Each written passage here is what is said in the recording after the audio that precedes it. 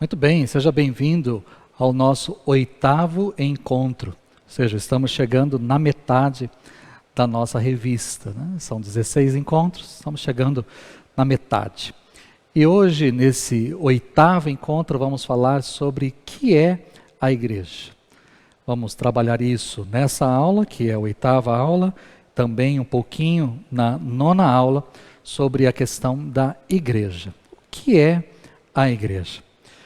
Para a gente pensar um pouquinho, quando a gente fala em igreja, ou você fala em igreja, o que é que vem normalmente à sua mente? O que para você é a igreja? Provavelmente, quando a gente fala em igreja, ou você fala em igreja, você está se referindo a um prédio, né? Normalmente, quando falamos em igreja, nós nos referimos ao prédio, né? Tanto é que você fala, eu participo da igreja tal, se referindo ao prédio.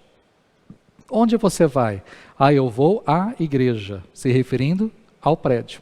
Então, na maioria das vezes, quando falamos igreja, nós pensamos nesse lugar que eu estou gravando aqui essas aulas. Eu falo da igreja, do templo, né? Um local religioso, um local sagrado, um local separado para a gente cultuar a Deus.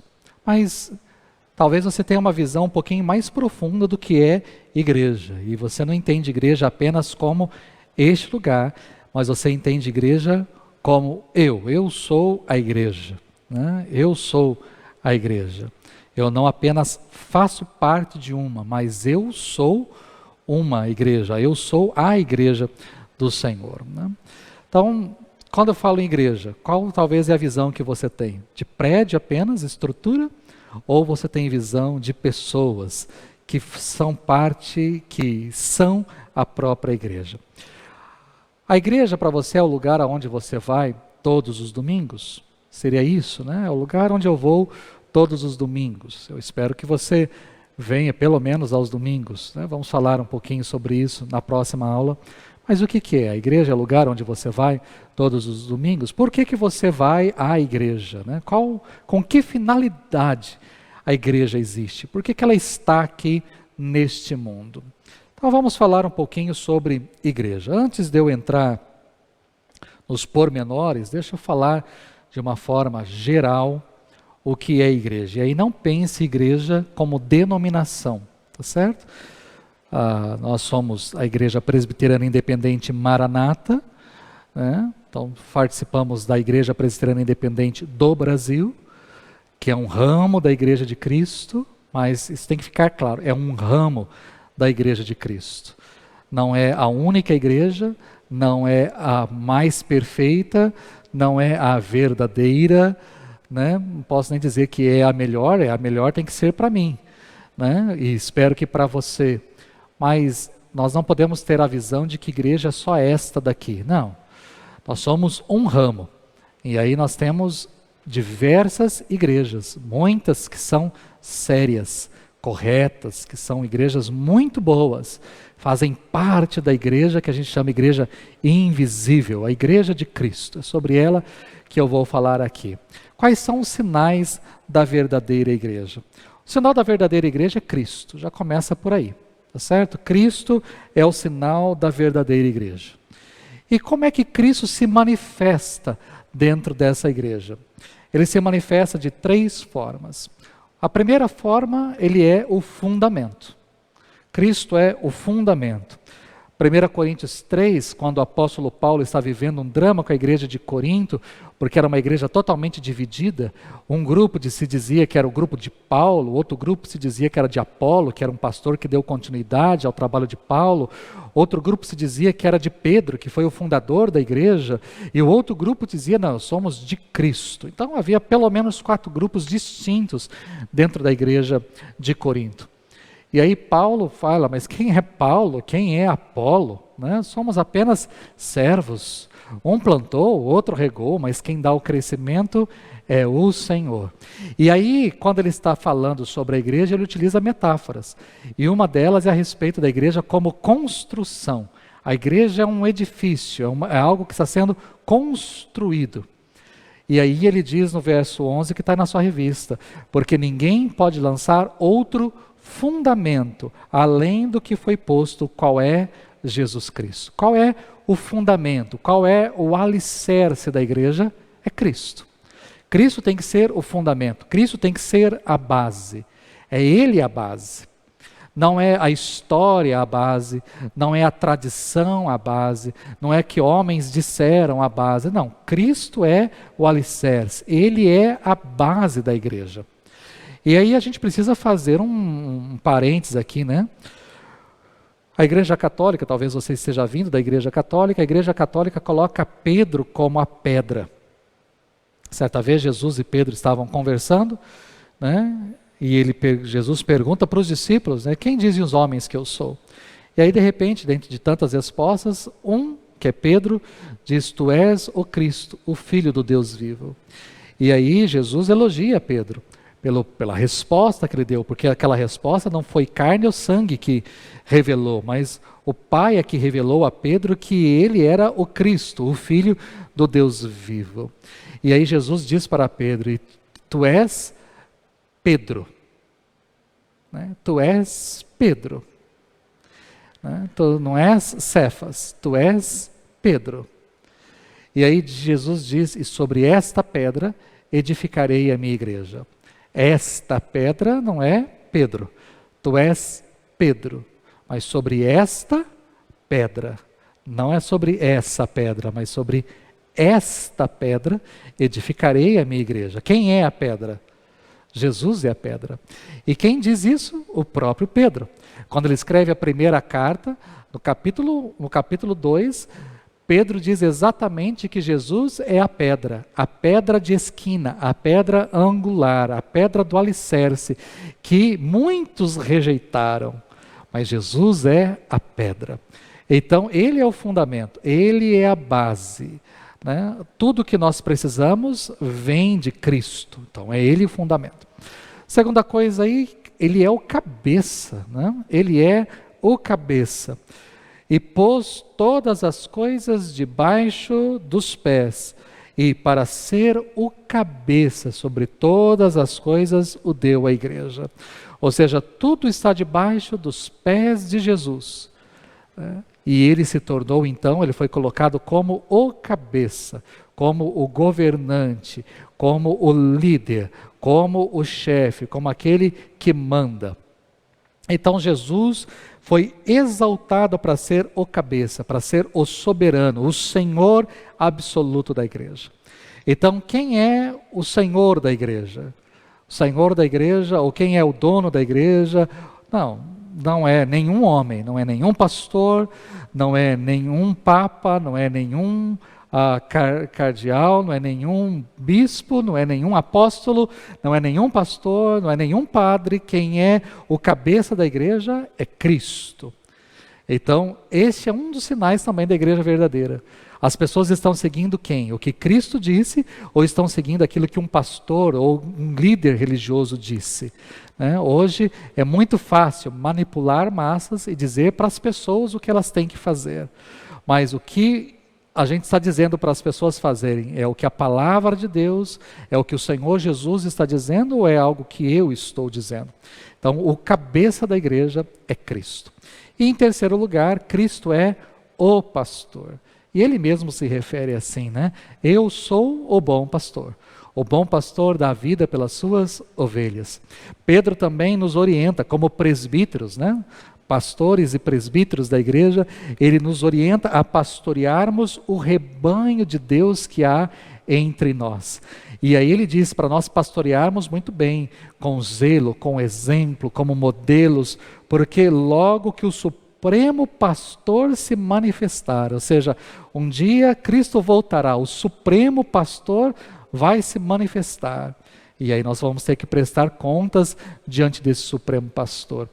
Então, Cristo é o pastor da igreja, ele é o fundamento, é a base, ele é a cabeça, ele é o soberano, ele é o Senhor, mas ele também é o pastor, é aquele que cuida da igreja, é o que cuida do seu rebanho. Existem na palavra de Deus figuras que exemplificam o que é a igreja, tá certo? E aí nunca pense no prédio. Aí eu quero atrair os seus olhos para mim e para você. Nós somos a igreja. Então, tenha sempre isso. Eu sou a igreja. Eu não estou, eu não faço parte, pura e simplesmente eu sou a igreja de Cristo. Então, quais são as figuras utilizadas para a igreja? Uma delas é o corpo, né? O corpo de Cristo. Ora, vós sois corpo de Cristo e individualmente membros desse corpo. Então, nós somos corpo de Cristo. E é uma ideia, né? É uma metáfora muito linda, é uma figura muito linda, porque o corpo, tudo é importante, né? Um dedo é importante, uma unha é importante, uma sobrancelha é importante, um cílio é importante, o cabelo que está caindo é importante, o ouvido é importante. Você consegue imaginar, né, sem parte de algo do seu corpo? E até mesmo quando você perde ou conversa com alguém que perdeu uma mão, um braço, uma perna, um pé, que falta que aquilo faz. Assim também é a igreja.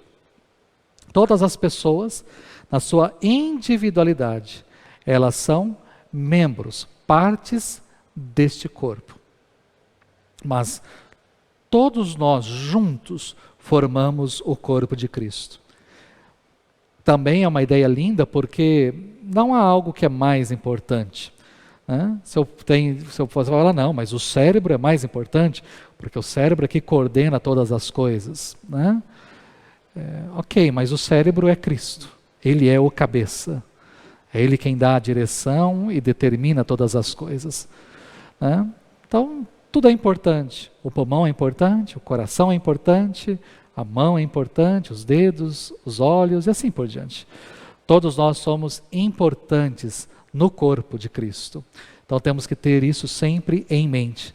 Eu faço parte do corpo, eu sou integrante deste corpo, mas tem a minha importância, tem o meu valor. E quando eu não estou mais no corpo, quando eu saio do corpo, o corpo sente a minha falta. Segunda figura aí é a figura da noiva, né? A igreja é a noiva de Cristo. É diferente um pouco a figura da noiva do antigo, do tempo de Jesus, do Antigo Testamento, do tempo de Jesus e dos dias de hoje.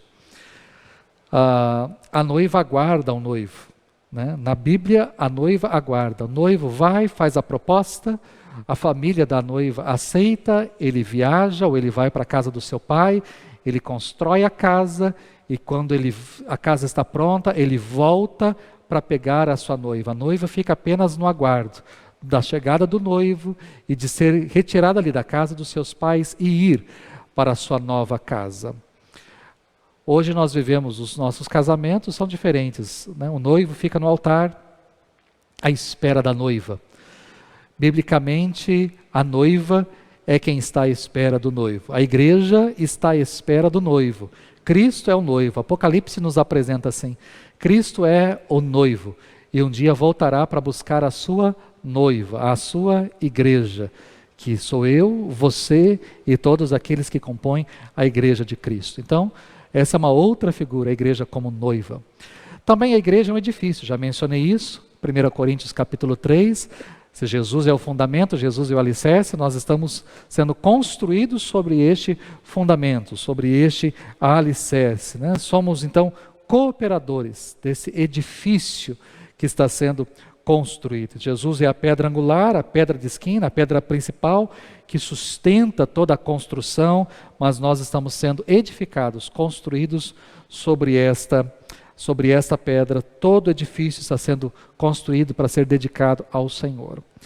Um quarto exemplo aí, figura, é o rebanho, né? Também já mencionei, se Cristo é o pastor, então nós somos rebanho, inclusive eu, né? Sou parte do rebanho de Cristo. Todos nós somos rebanho diante do Supremo Pastor. Ele é o bom pastor e nós somos apenas ovelhas, partes integrantes deste rebanho. Então, há um só rebanho. A igreja de Deus é um só rebanho. Então, que a gente possa ter essa visão de outras igrejas também, né? E dos outros irmãos em Cristo, como ovelhas que fazem parte do rebanho do Senhor, apesar de serem de outro aprisco, mas fazem parte do rebanho do Senhor. Uma quinta imagem que temos aí é a igreja como família de Deus. A igreja é a família. Assim já não sois mais estrangeiros e peregrinos, mas concidadãos dos santos, e sois da família de Deus. Então, nós fomos em Cristo Jesus adotados, né? Há uma adoção, fomos adotados, nos tornamos filhos de Deus, então fazemos parte da família. Então eu olho para as pessoas que estão ao meu lado, eles são irmãos, eles são os meus irmãos em Cristo. Então que a gente entenda essa igreja do Senhor como uma família. É óbvio que família não é perfeita, né? Nem a minha, nem a sua. As nossas famílias não são perfeitas. Há briga, há momentos difíceis, há momentos que a coisa esquenta, há momentos que a gente precisa, né, abaixar e buscar pedir perdão e assim por diante, né? Então, somos família de Deus. Inclusive, o slogan aqui da Maranata é exatamente isso, mais que uma igreja, né? Somos uma família. Então, somos mais que uma igreja, somos família. Que você, então, seja integrado e faça parte, que no caso, desta família do corpo de Cristo. E por fim, a igreja também é o templo, se referindo a nós, né? Não ao local. Lá atrás, imaginava-se que o lugar da habitação de Deus era o tabernáculo. O lugar da habitação de Deus era o templo. Então Deus habitava aquele lugar. Jerusalém era a cidade de Deus. O templo era o lugar da sua habitação. O Santo dos Santos é onde Deus estava. Hoje nós não temos mais nem Santo dos Santos, não temos mais o Santíssimo, não temos mais o templo, não temos mais uma cidade. Não temos uma cidade que é santa, um templo que é santo, um lugar que é santo.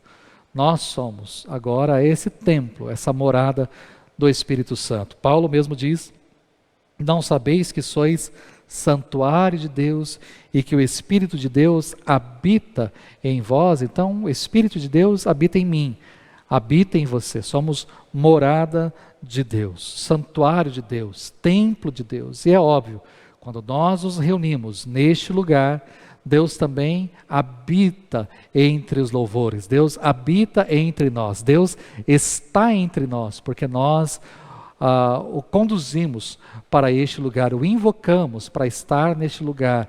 Nós queremos que Ele esteja neste lugar, mas Ele está em mim, Ele está em você. Então, é isso que nós tínhamos para aprender hoje sobre igreja. Eu espero que você aprenda mais, leia mais, temos muitos textos aqui para que você possa se aprofundar.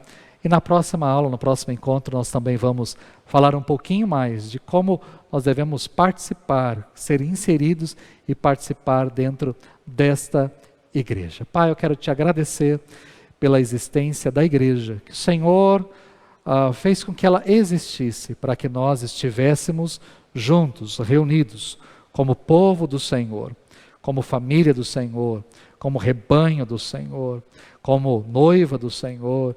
Então nós te agradecemos, porque o Senhor está nos edificando como igreja, dia após dia. E queremos, ó Deus, em tudo, glorificar e honrar o nome do Senhor. Seja conosco como igreja do Senhor, e seja conosco como igreja presbiteriana independente Maranata, para que a gente possa honrar e bendizer o nome do Senhor também. Glorificar o Senhor em todas as coisas, em nome de Jesus. Amém e amém. Que Deus te abençoe e até a próxima aula.